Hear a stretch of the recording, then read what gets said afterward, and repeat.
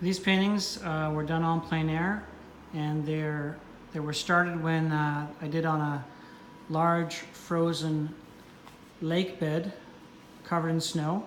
I made a large, huge, whatever, installation using ash and found flora to create imprints and other found work to make it look like a large collage that's about 50 feet, 60 feet made of ash.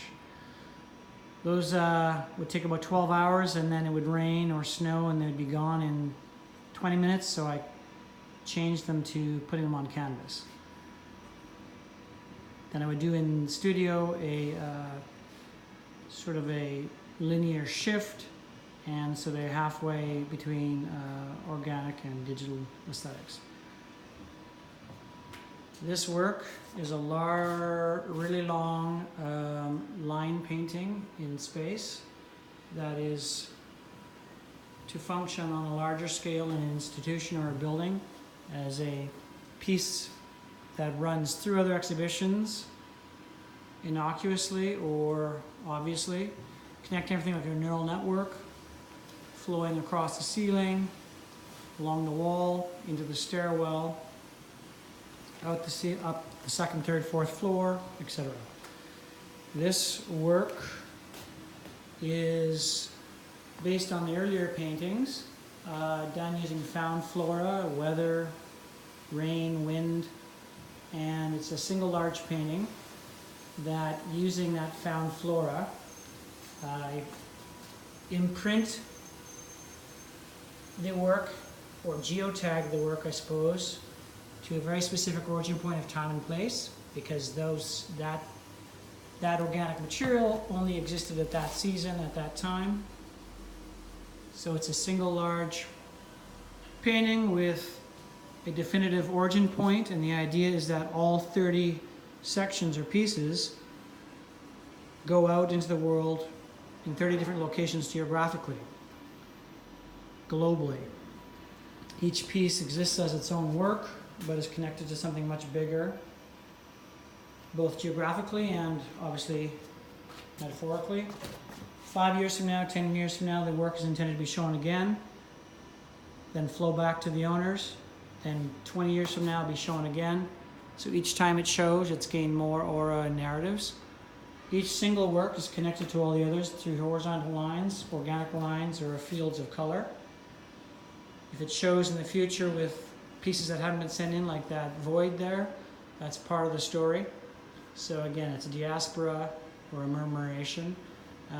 That void is here. This is an example of a single work. Again, each connected to each other, but each one is uniquely folded or creased. There's an example of what the work looks like framed. Again, this piece connected to all the others as they move out. This room is a bunch of genetically modified paintings. This one is a painting made of 40 paintings of a similar but slightly different image. This one is done from using found weather from across Canada, so different sections done in different locations and then spliced together. So there's a compression of location, space, time, climate. There's another piece. Again, genetically modified painting, whatever. They're all sculptural, half painterly. And another one. The paintings are also sort of like mandalas, where the longer or closer you look, the more detail you'd see. So for example, here you'd see that element, which is different than some of the other structure in the painting. That's a sculpture again, sort of capturing the moment we're in, which is halfway between analog and digital, a shift between analog and digital. This is a series of paintings that are spliced across each other.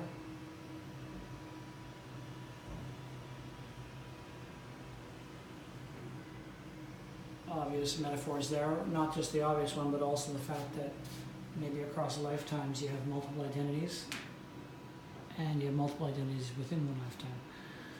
This is a painting, many paintings that have been interleaved, spliced together sculpturally, and it's ultimately going to be 12 feet high and much wider. Another work that is halfway organic, halfway artificial.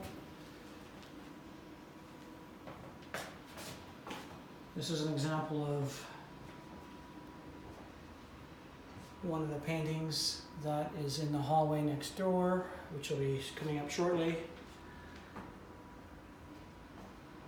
Here's another work in the spliced series. This one's hand burnt and then interleaved so that it's looks like code, looks like language. This is a mock-up for what is to be a 30-foot wall piece. These are some more of the series. A close-up with some of the super detail. This one's tectonic. This one's calligraphic. Continuing theme in my work. This one has all sorts of tiny little fissures. All right, so there's the decentralized painting to be distributed globally. Here's the linear connecting piece that moves across here. And then this is a hallway of multiple pieces, multiple paintings. Often I make multiple paintings like this and then slice them up and arrange them together to create one piece, but in this case, these will probably be kept as single units, single pieces.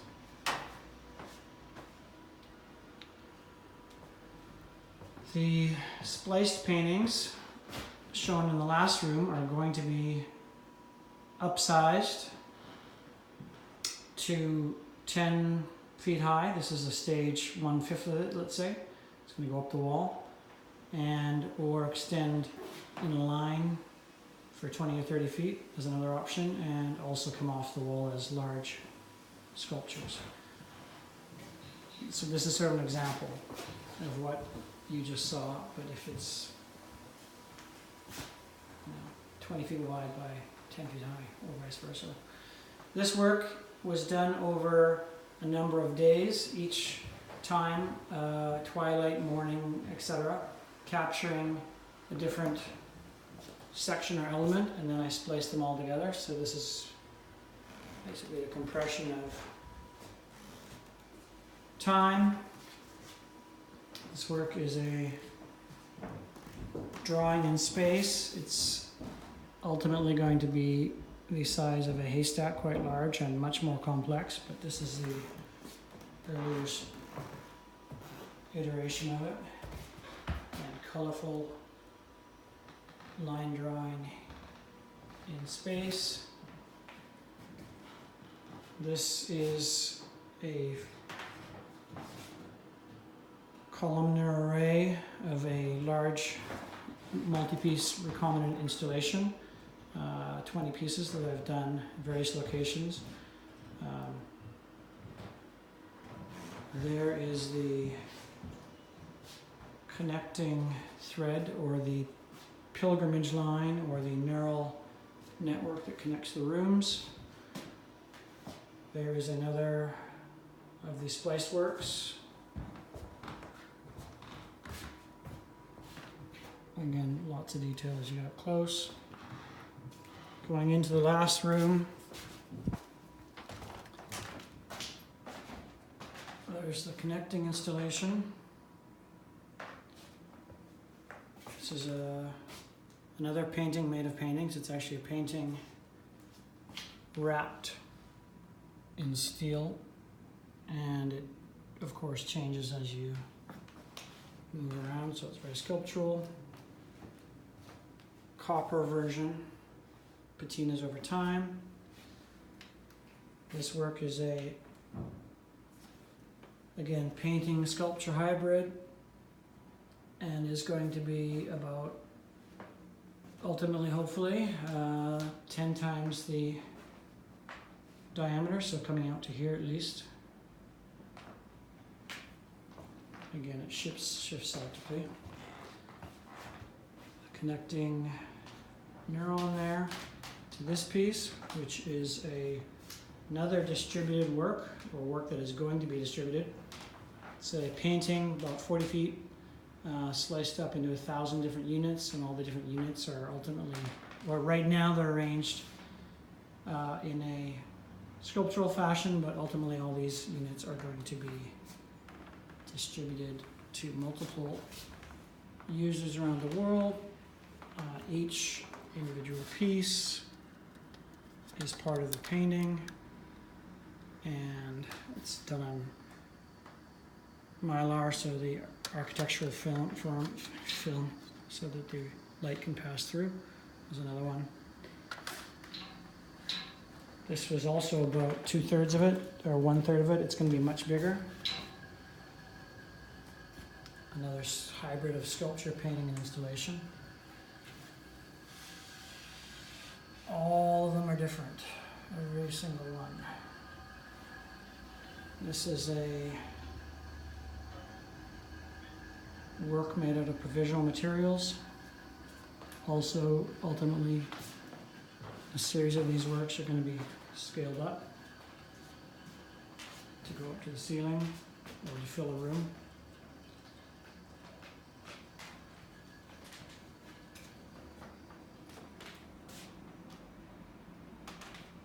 And then this work is a wall iteration of a large sculpture composed, large recombinant installation rather, that can be arranged sculpturally in various ways. So it's been arranged as a landscape to fill a room, a vortex, a virus that grows over time to fill the space, or as nodes distributed around the space. And this is the first time that I've arranged it as a painting on the wall. And you can see how it connects, obviously, to the other works. This work actually is stage 1. This was done in Banff, and ultimately, this work is to be done in multiple stages in different locations, capturing the landscape. Let's say if I do something in Japan or somewhere in Africa, and they get added to this so that over time this piece grows and grows and grows in recombinant ability, or possibilities rather, and also in content and in texture.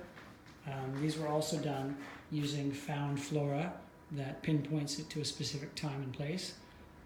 So this is the opposite of the decentralized painting. This is a work done in many locations that all come together to form a massive work, whereas this piece is a single work with a definitive origin point in time and place that moves outwards. All right, that's it.